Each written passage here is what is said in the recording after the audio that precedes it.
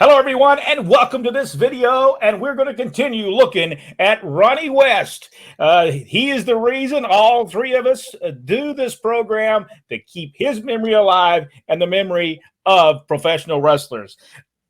When we started last time, when we stopped, we were going to talk about Frankie Kane.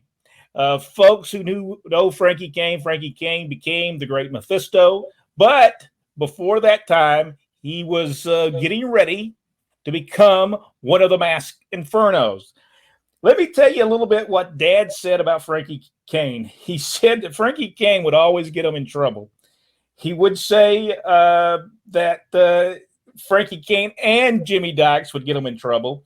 But he did say this: I owe everything to J.C. Dykes and Frankie Kane for his career in professional wrestling. He said they were the ones that helped him in the professional wrestling business. And he also said that those two had great minds for the wrestling business. And it was kind of sad that Jimmy Dykes did get out of the wrestling business. And we'll talk about that on another program.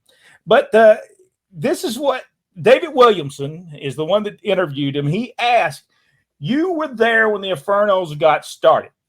And Dad said, right, that's when Jimmy was getting ready to go with the Infernos. It didn't matter where they were, the dressing room, the car, a restaurant. They constantly talk about different ideals. Will this work? Will that work? I used to sit and watch them in the dressing room with a loaded boot. Rocky Smith was walking back and forth trying to learn how to walk around in it without falling. Now, this boot was a real loaded boot. It was not a gimmick, it actually had a mechanism in it that would come down and you could kick them and it would actually come back when you would hit it the other way and it would get lodged way in the back of the boot. It was a real loaded boot. It was not the other boots that people have used throughout the years. It was a real loaded boot. Me and Rodney made the mistake. I'm not going to go pick up that loaded boot. Yes, we did. Yeah. Well, we wasn't in town at the time. For our practical, we were in Alabama. He called. He said, boys, come and pick up this. I got the loaded boot. I've got all the Infernos. He had all their robes, all their stuff. But no, we did not go pick it up. We should have sent Jack over there. He could have. I would have went. Where was we at? Where were we at, actually? We were in Louisiana, wasn't we? We were so far we couldn't go. Yeah. It was not possible. Oh, that was. And to be quite honest, we didn't really know each other that well then. So no, that would have been 1980. 85, maybe 1985. Yeah, because I didn't meet your dad till 86. Yeah. He did say it was amazing to watch them, like in Cleveland on Friday nights. We'd put the ring up early on Friday afternoon. Then they'd run everyone out and lock the front door. Jimmy, Frankie, and Rocky would be out there trying to get the ring work down, getting ready to go on the road. They had a couple of local guys they worked with, too. Phil Price from Chattanooga and Rocky Cootson. Jimmy trained Rocky Cootson. Pat Malone tried it, but Jimmy took Rocky and made money with him in Cleveland. By the time they left for Atlanta, they already had their moves down. They knew each other. They knew what each other was going to do. That's what I thought was so amazing. They had everything down pat, one move to the next, and they knew exactly where JC was supposed to be at all times. Everything they did had meaning to it. Jack, is there anyone doing that today? No. I didn't even have to think about it. I mean, look at these guys. I mean, they've trained for years before. They trained it looked like almost a couple of months, 4 or 5 months before they go to Atlanta to do the mask gimmick. He did say, I never worked in the territory with the Infernos there. I did not necessarily. I thought he actually did work there while they were in Georgia, but he didn't. He said, one Saturday night while I was refereeing for Nick, I rode to Atlanta TV with them and on to Carrollton, Georgia. They had to park inside the building because they had so much heat. That was right after they burned Bobby Shane. You watch these manager days. The guys will be trying to do something in the ring, and the manager will be off doing something else. I think he had a moment that he forgot what he was talking about. But what he's talking about here is This is the kind of heat we're talking about, where we talked about the guys of today don't understand it. They had to drive their building. They had to drive their car in the building to keep themselves. And I'll just tell you this truth. They don't want it. Make no mistake about it. The wrestlers of today don't want that.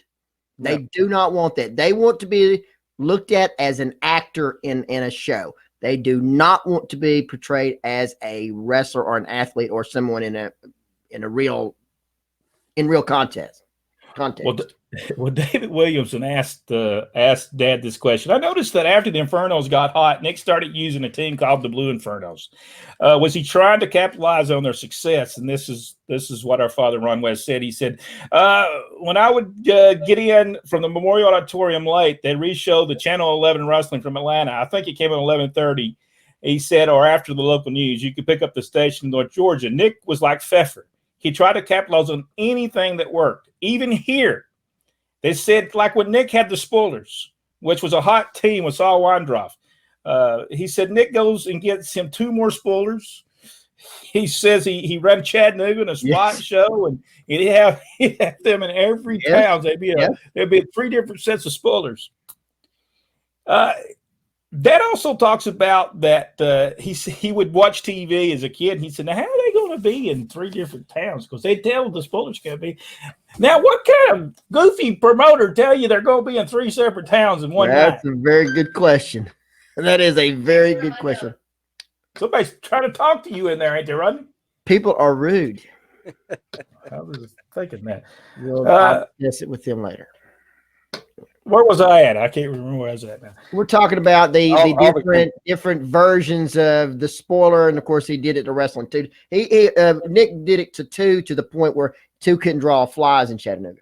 Well, he had several red shadows also. Yeah, he did. He loved to do the different wrestlers. This is where I was going with this. He said that he would take his father Burt West with him, and he said I never told him to the day he died. He said I never told him anything about the wrestling business. He said, I never smartened him about the wrestling business. He said, but the guys would do it. And this is what he'd said. He'd be helping me with the ring and stuff, and they'd come out and say, hey, go tell this to so-and-so. My daddy would get back in the car, and while we were driving back, he'd say, I know what was going to happen. He said, how did you know that? He said, well, because they told me to go over there and tell that guy what to do. Thinking, man. Now, if you remember now, Dad at this point is probably 17. Yeah. We're talking about 16, 17, and he's taking the ring, and our grandfather's going with him. So, we're talking about major age difference. Yeah, this was probably 1965, 66, somewhere around there. He said, I'd referee and carry the ring to spot shows. Paul Morton, Ricky Morton's father, was the other referee with the ring. Paul would go in one direction with his ring, and I went in the other direction with Jimmy's ring. Jimmy Dykes is the one that had the ring that Dad would use. Danny Dusick, Sid Neighbors had a ring too. If they didn't run Chattanooga on Saturday, I'd work TV, then a spot show that night.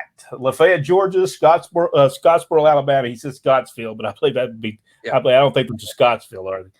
Scottsboro, Alabama. There were lots of times when you'd work Chattanooga TV, and then you'd have to drive to Birmingham TV. They had a late night TV at 11. Now, how many people? Birmingham or Huntsville? He said it was Birmingham. Okay. Because I remember him talking about doing the TV late nights on the hill in Birmingham on the mountain there. He said, and Scott Teal asked him this question. They did this. David Williams and Scott Teal kind of did this interview together.